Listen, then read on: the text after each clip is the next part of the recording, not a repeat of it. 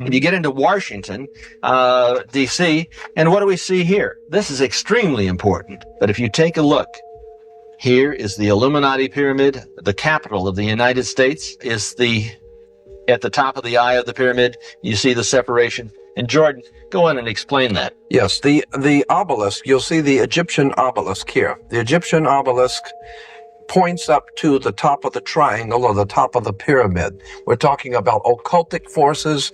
We're talking about the five-pointed pentagram, which was used by satanic worshipers for thousands of years. If you take the 5 points off of a five-pointed star or a pentagram, you have left in the middle a pentagon. That's why the United States has a pentagon.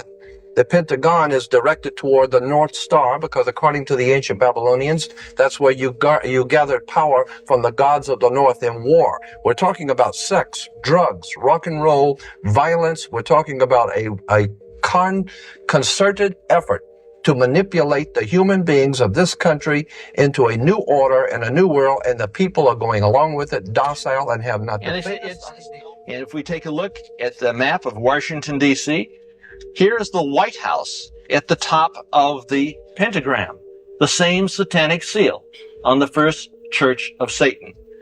The configuration was laid out, and of course we have the goat of Mendes also. All right, Shalom. I want to give all the praise, honor, and glory to Yahweh Bahasham, Yahweh Shai Bahasham Rakak Kwadash. Double honors to the apostles and elders, a great millstone who taught me this truth. And shalom to the hopeful elect. I'm back with another quick lesson through the Holy Spirit of the Rakak Kwadash. The CIA tried to weaponize black magic, declassified. This is Job 9:24, and it reads, "The earth is given into the hand of the wicked," right? The earth is given into the hand of the wicked. He covered the faces of the judges thereof. If not, where and who is he, right? So these are the inner workings of darkness, the evil forces that rule over us. Okay, let's get into it. Operation Often was initiated around 1967 and 1968 by Dr. Sidney Gottlieb, head of the CIA's Technical Services Division, as part of the agency's Cold War efforts to investigate unconventional methods for intelligence gathering, behavioral manipulation, and psychological warfare. Often was a successor or parallel to MK Ultra, which famously tested LSD and other drugs on unwitting subjects, but it shifted focus toward the esoteric and supernatural. The program's official mandate, per declassified memos, was to, quote, explore the world of black magic and, quote, harness the forces of darkness, end quote, to determine if occult forces could be weaponized for operational use, such as influencing minds, predicting events, or disrupting enemies. It challenged the idea that the inner reaches of the mind are beyond reach, blending pharmacology with mysticism. Testing occurred at facilities including hospitals, prisons, and universities, often involving animal and human subjects. Recruitment of occult practitioners, CIA operatives, including Gottlieb, consulted and recruited a wide array of individuals such as fortune tellers, palm readers, clairvoyants, astrologers, mediums, psychics, demonologists, witches, warlocks, and Satanists. These consultations aimed to test whether rituals, spells, or invocations could produce verifiable effects, like inducing hallucinations, altering behavior, or gaining intelligence insights. Yeah, this is true spiritual warfare, man. All right, this is what we're up against, the left hand, okay? Ephesians 6:10. And it reads, it says, finally, my brethren, be strong in the Lord, Yahweh Shem Yahushai, and in the power of his might. Put on the whole armor of the Most High, that you may be able to stand against the wiles of the devil. Everything he was reading, it was all the wiles of the devil. All right, the witchcraft, the sorcery, the manipulation of the mind. All right, them, communing with witches and warlocks, sorcerers. All right, this whole idea of black magic being used against the people, man. Okay, this is the system that we're involved in. All right, this whole system, as we saw in the intro, is built off Satanism, man. Okay, it's an anti-Messiah system. Okay, that you may be able to stand against the wiles of the devil. Verse 12. For we wrestle not against flesh and blood, but against principalities, against powers, against the rulers of darkness, against the rulers of the darkness of this world, right? Against spiritual wickedness in high places, right? So this is what this is all about. Okay? You got the feds that try to weaponize black magic against the people, man. And this is what's going on now anyway. All right? Anything that's pushed from the higher ups, it's all witchcraft. Okay? It's all high level sorcery, man. Okay? This is a dark, demonic world that we live in, man. Okay? But this is all part of the war that we're up against, right?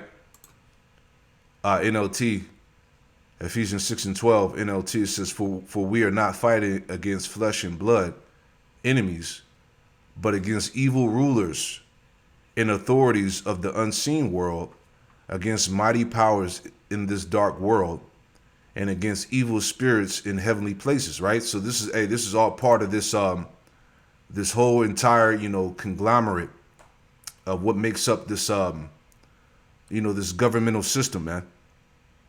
It's all built upon the foundation of it all goes back to Satan, man. Satanism, witchcraft, the left hand. You see?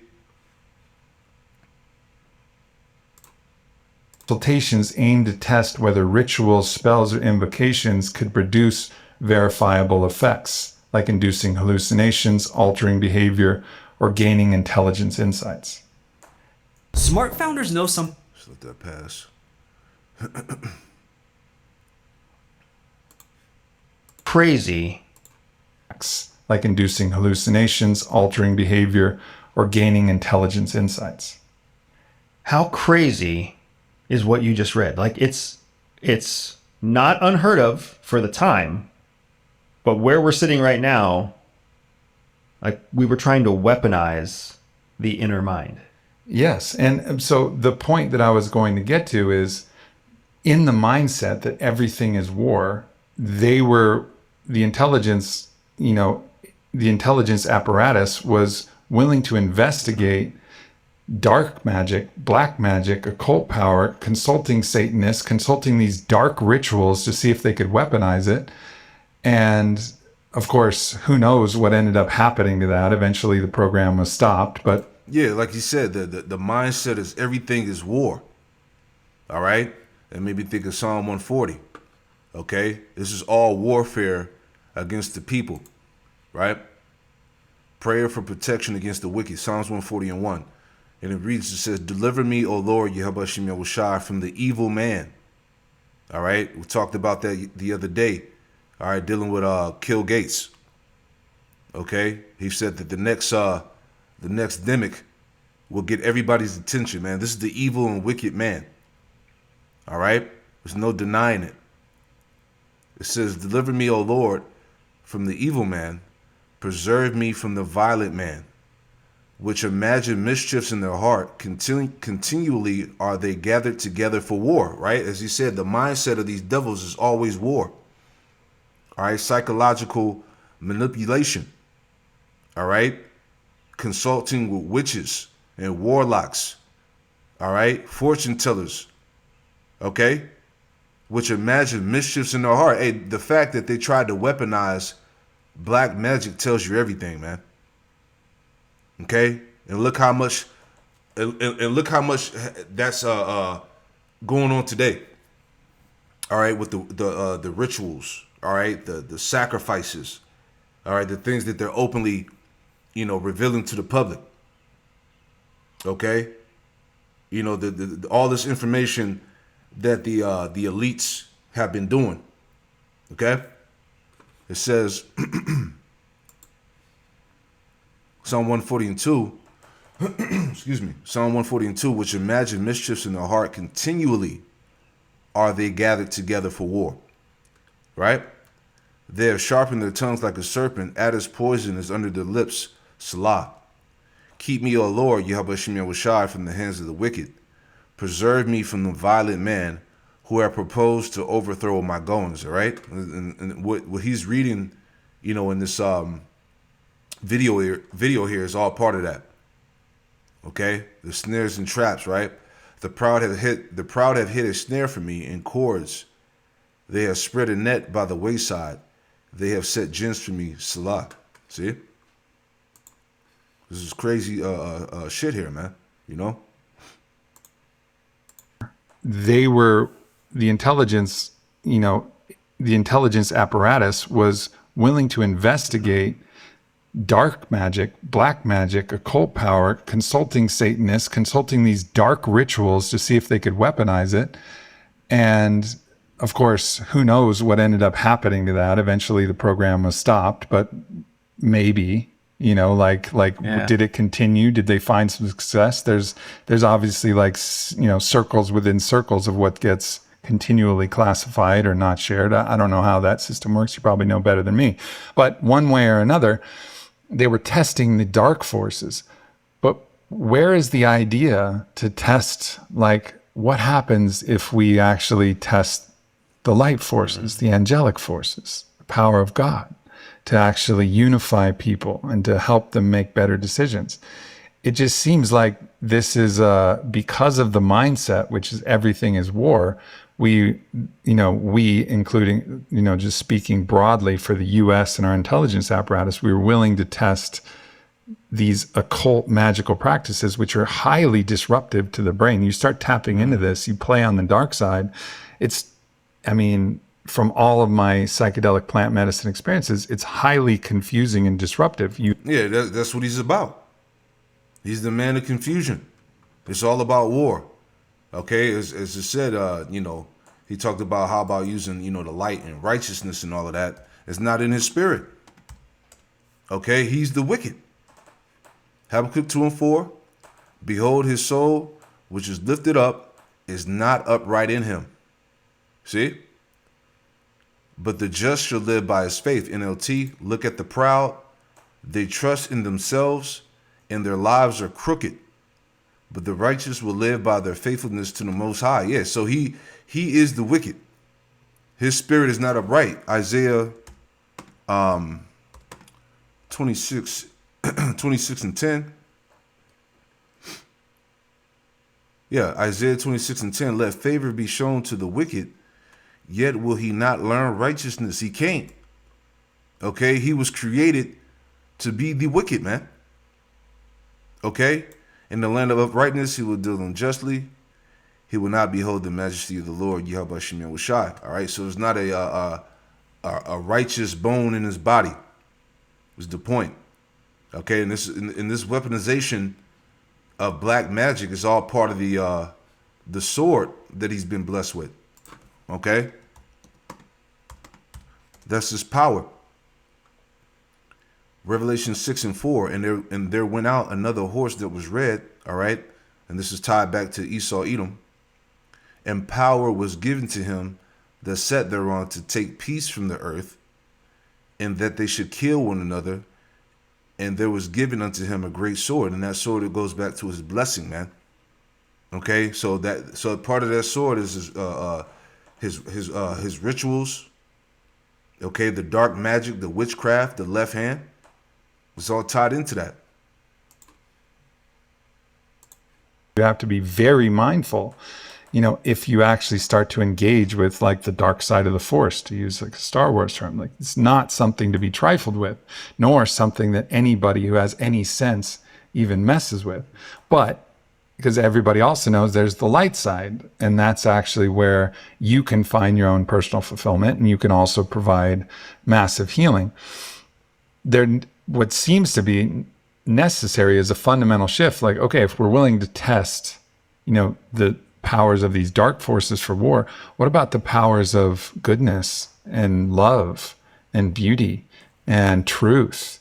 What effect will that have on a population if we want our the truth is not in them, population to actually thrive? It seems like we're at a place where if we're willing to test the darkness, we got to test the light, and we got to actually see what that experiment, how that might run. And even Israel, what would have happened if they took this, as a horrible atrocity, what happened to them. I mean, unspeakable things happened and hostages were taken, etc. And they've gone on the course that they've gone on. But as Charles Eisenstein points to, what would have happened if they just said, this horrible thing happened and this is the state of the world. We have to do something about it. And we forgive, those that have transgressed us in these horrible ways, but we trust in God and love to actually heal. Like, what would have changed and rippled through the world? But that's not in the game theory strategy of our powers. The game theory of, trusting love, God, beauty, goodness. If you haven't discovered your natural Just let that pass. So again, these are the evil forces that rule over the planet, man. Just let this pass real quick. Bear with me.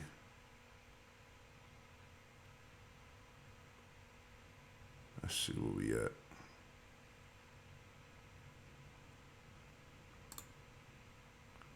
Hold on one second. Let me pull it back.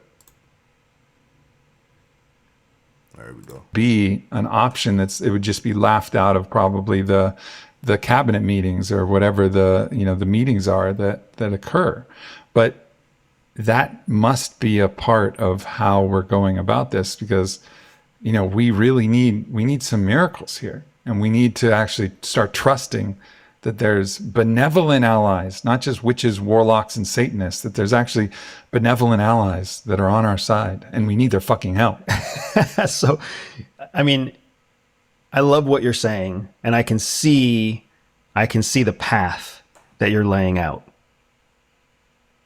But the reality is that where the path that you're laying out, when it meets the pragmatism of economic theory, because economic theory is what drives state behavior, the two are fundamentally opposed. If you think about the foundation of economics is that everything is limited. There is a lack of sufficient resources to go around. Whereas to believe in God is to believe in abundance, that there's a surplus of resources to go along. You have to have faith in the resources you can't see, where in economics, you have to count the resources that you can see. So even when we talk about Operation Often, it makes complete sense to me as a CIA officer that they would invest in a way of weaponizing the limited resources of individuals who may already be in touch with the inner mind. Because if you can gain that advantage, then you have all of those resources before your enemies, your current enemies have them, and also before your future enemies have them. So now that creates an abundance of resources that you control, that you can use to limit access to resources for your current and future enemies. That's how the national security infrastructure works. That's why Israel, when they have to choose between forgiveness and conflict, they choose conflict, because they choose conflict not only because they're counting current resources, but they want to reduce resources for future threats as well, which is why you saw them escalate from just being a war against Hamas to being a war against Hezbollah, to being a war against the Houthis, to being a war against Iran, to invading Syria. You could see how they just continued to escalate because there was always an economic justification for reducing your future enemies. Yeah, but that's who they are, though. You see, he's the wicked, man. He can't. Scripture say he can't be satisfied. All right, let's go back to Habakkuk. As we read in Revelation 6:4. All right, he was blessed with that sword. All right, all he knows is war. Okay, he's the man of violence. Right, Habakkuk 2:5. Yea, also because he transgressed by wine, and who is he? Is Esau, Edom. Right? Because he transgressed by wine, these wicked philosophies, right, that he pushes. He is a proud man, neither keepeth at home. All right, he's everywhere. Who enlarges his desire as hell, and is as death, and cannot be satisfied. This is why, what does he do? He uses the sword. He wars all over the world, man. All right? Plundering nations, stealing resources, oppressing people.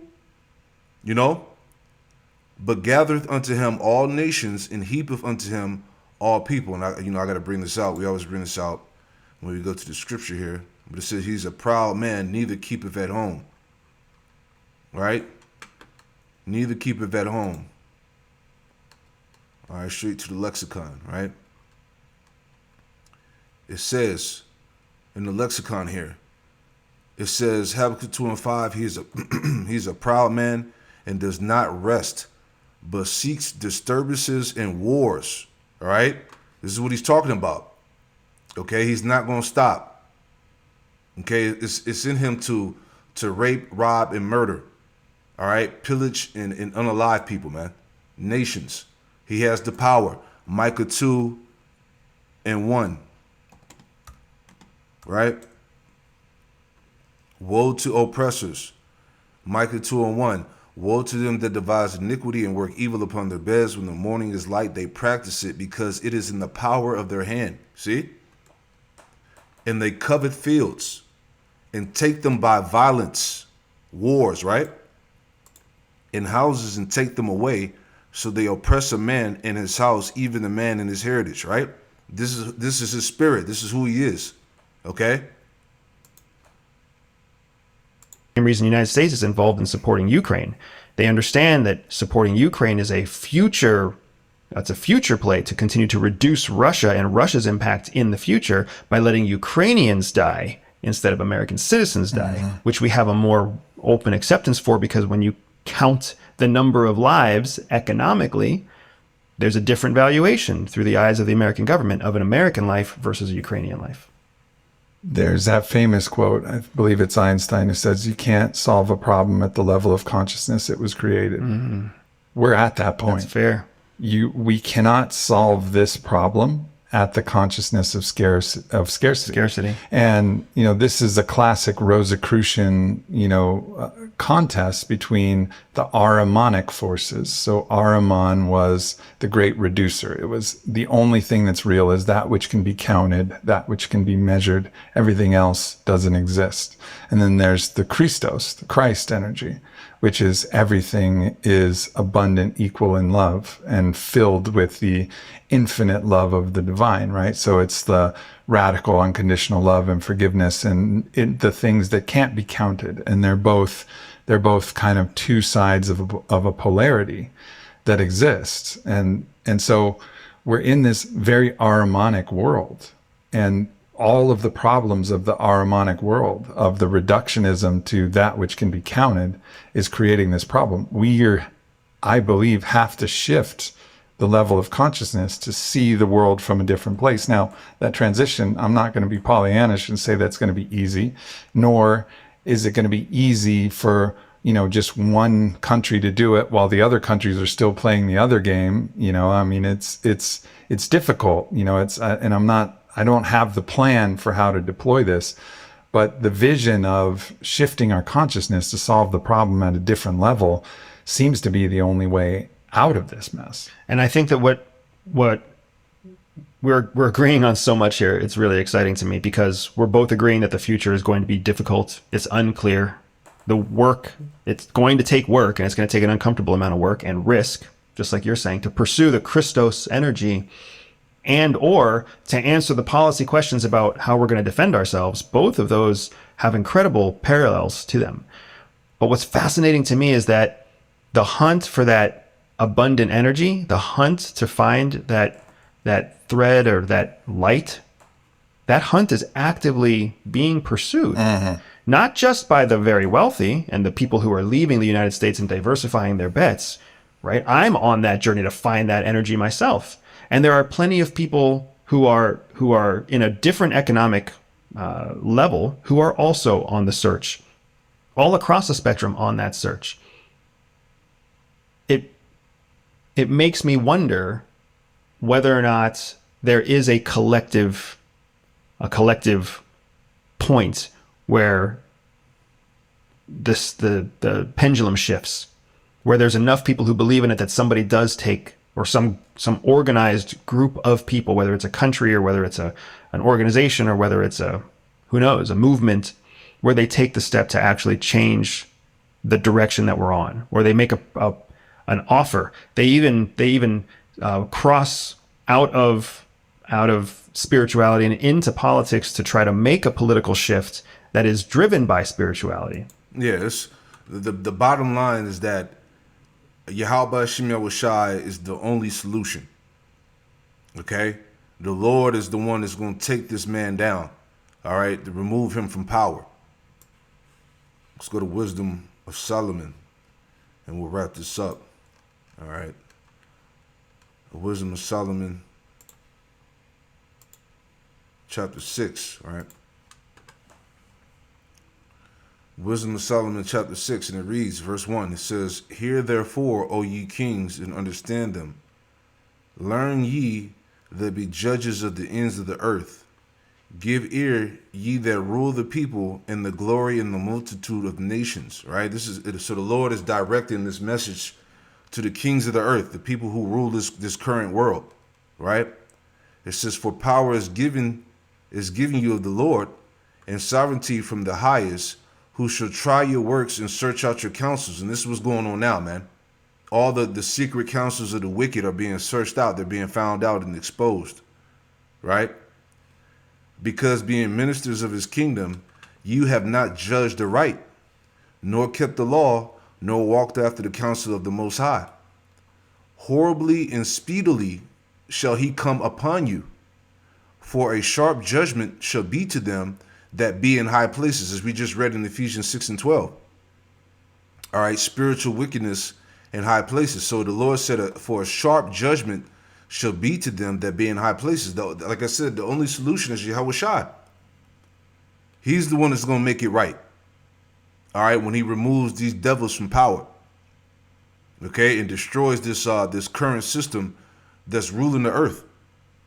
Okay, for mercy will soon pardon the meanest, but mighty men should be mightily tormented. Right? It says, for he which is Lord over all shall fear no man's person, neither shall he stand in awe of any man's greatness. For he hath made the small and great, and careth for all alike.